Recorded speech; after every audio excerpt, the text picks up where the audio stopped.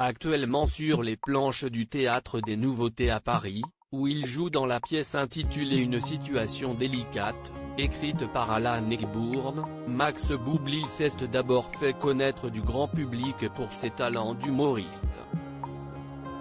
C'est à partir de 2007 que le comédien commence à se faire un nom en réalisant des chansons parodiques à succès telles que « Ce soir, tu vas prendre, Chatroulette » ou bien encore Jamie Lemoche.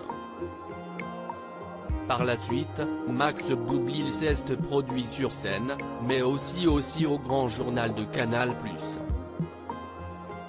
Présent dans la boîte à questions jeudi 27 janvier 2022 sur la chaîne cryptée, l'humoriste est revenu sur un grand moment de solitude qu'il a vécu durant l'émission à l'époque. J'ai dû faire une chanson devant Vanessa Paradis. C'est une chanson que j'avais répétée, et qui s'appelait L'amour à deux, l'amour à trois, l'amour à quatre. Donc, dans le refrain, tu comprenais que ce n'était pas une vraie chanson.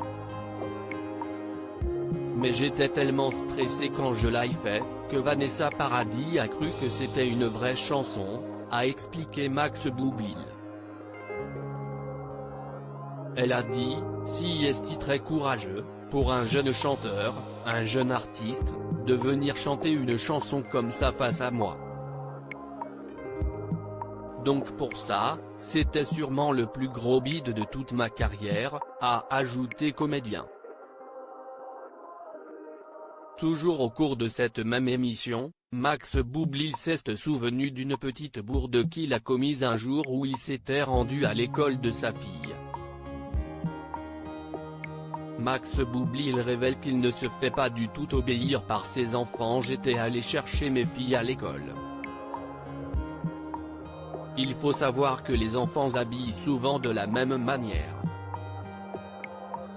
Enfin, ils ont tous à peu près les mêmes vêtements à 6-7 ans. À un moment je vois ma fille qui sort de l'école. Je la prends par la main et je l'emmène. Et je sentais qu'elle ne voulait pas venir avec moi. Donc, je forçais un peu.